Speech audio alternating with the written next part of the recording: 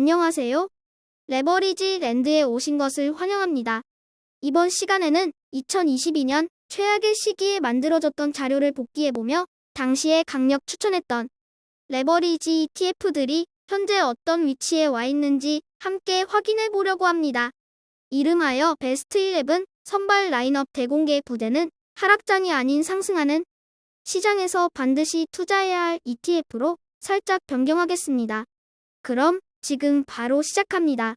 코로나 시기에 연준이 돈을 떼거지로 풀어대면서 시장이 미친 듯 상승하다가 갑작스레 돈줄 조이며 금리를 인상하기 시작했고, 그 가운데서 엎친 데 덮친 격으로 전쟁까지 터지며 시장은 그야말로 아수라장이 되며 하락에 하락을 거듭하게 되는데요. 급기야 2022년 10월에는 나스닥 QQQ를 기준으로 무려 마이너스 40%가 넘게 대폭락하기에 이르릅니다. 그래서 그 당시에 욕을 바가지로 처먹으며 만든 영상이 바로 343 전술로 하락장을 정면 돌파하자는 내용의 바로 이 영상입니다. 지금이야 이렇게 농담도 섞어가며 여유롭게 말할 수 있지만 그 당시만 하더라도 레버리지 ETF를 투자한다는 것 자체가 개념을 물 말아먹은 행위로 여겨지며 금기시되었었는데요. 그 당시 달렸던 악성 댓글들과 온갖 비난과 협박들이 지금은 비록 아름다운 추억이 되었지만 다시 생각하기만 해도 오싹하네요. 자, 그럼 당시의 라인업을 어떻게 잡기에 그렇게 거센 비난에 시달렸는지 지금부터 당시의 베스트 11 라인업을 전격 공개하겠습니다. 먼저 수비수 명단입니다. 수비는 보시는 바와 같이 3백이고요. 수비수들은 모두 1배수 ETF들로 구성하며 안정감을 최우선으로 고려한 것이 느껴집니다.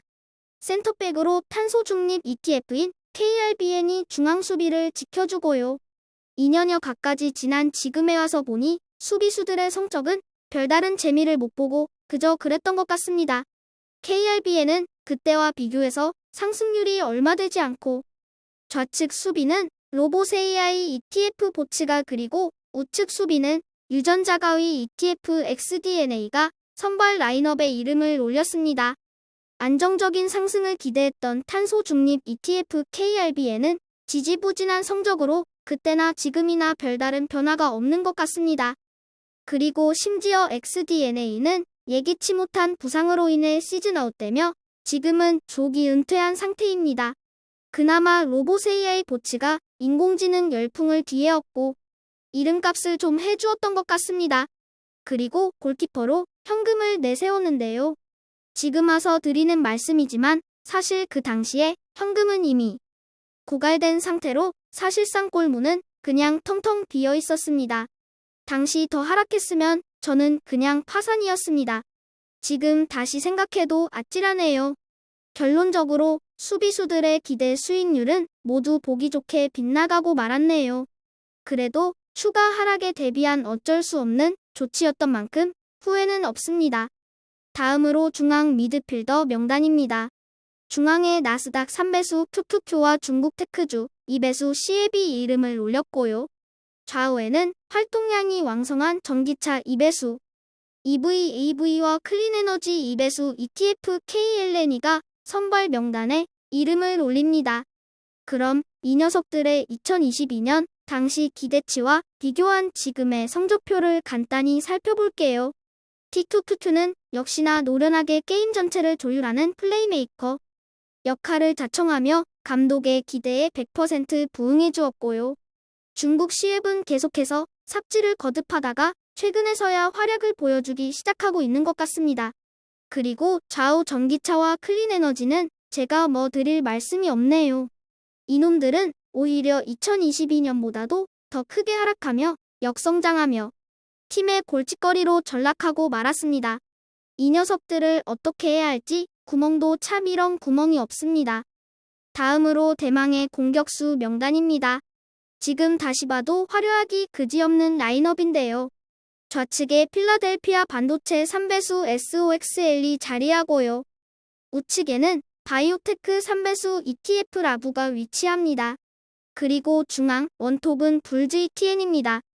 당시 분위기를 다시 한번 말씀드리자면 이 공격 라인업을 공개 후 감독은 살해협박까지 받으며 몸을 사려야 했습니다. 자, 당시 공격수들의 기대치인데요. 불즈와 라부는 10대1 주식 병합을 단행하면서 2024년 현재와 비교해서 액면가에서 차이가 크게 나는데요. 일단 불즈는 실제로 당시의 저점 대비 500% 가까이 상승하며 기대치에 100% 부응하는 활약을 해주었습니다. 그리고 SOXL도 인공지능 풍풍 속에 실제 $50 부근까지 올라오며 4배 넘게 상승해 주었고요. 그리고 뒤늦게 활약하기 시작한 라부도 기대치보다는 약간 저조하지만 당시와 비교해서 3배 넘게 상승해 있습니다. 결론적으로 공격수들은 감독의 믿음에 100% 부응하며 활약을 해주었다고 평가해도 무방하겠습니다. 자, 그럼 베스트 11 선발 라인업을 다시 한번 살펴보죠. 수비수의 1배수의 둔탁한 녀석들 3인방, 그리고 중앙 미드필드의 나스닥 큐큐큐를 필두로 한 2배수 헛발질 형제들, 그리고 최전방의 현란한 개인기가 빛나는 SOXL, 라부, 그리고 불즈입니다. 마지막으로 골키퍼는 이미 고갈된 현금입니다. 네, 그렇습니다.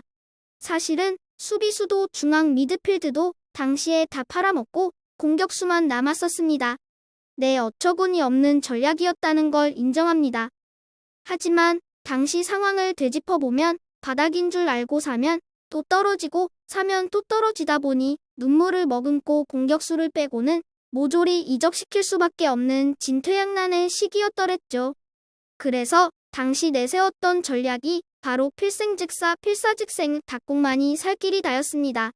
지금 와서 돌이켜보면 최악의 위기 상황에서 극단적인 공격 전환이 신의 한 수가 되어 큰 수익률을 안겨주었는데요. 인공지능 열풍 속에 벼랑 끝에서 기사회생하면서 불과 1년 만에 손실을 모두 만회하고도 몇 배 이상의 수익을 냈습니다. 그야말로 하늘이 도왔다고 볼 수 있습니다. 당시로 다시 돌아간다 해도 또다시 이 같은 선택을 할 수 있을런지는 의문입니다. 오늘의 영상은 기술주의 TF에 투자해서 수익 난 걸 자랑하고자 만든 애도는 절대 아닙니다. 오늘 제가 드리고 싶은 말씀은 남들이 안 좋다고 거들떠보지도 않을 때 오히려 기회가 있다는 사실을 다시 한번 상기해 드리고 싶어서입니다. 특히나 레버리지 ETF의 경우에 많은 분들이 하락장에서 기피하는 반면 도리어 대세 상승장에서 과감하게 투자하는 정반대 플레이를 하시는 걸 많이 보았습니다. 레버리지 ETF도 그 특성을 알고 시장 상황에 맞게 비중을 조절해가며 투자하면 일반 투자보다 훨씬 효율적으로 성과를 낼 수 있다고 확신합니다. 무작정 위험하다고 기피하기보다는 상황에 맞게 현명하게 투자해 나가는 것이 무엇보다 중요하겠습니다. 오늘은 2년 전에 만들었던 베스트 11 ETF 영상 자료를 가지고 당시의 예고와 현재 상황을 비교하며 복귀해보는 시간을 가져보았는데요. 아무쪼록 앞으로의 투자에 좋은 인사이트를 얻으셨기를 바라는 마음으로 영상을 마치겠습니다. 감사합니다. 행복한 주말 되세요.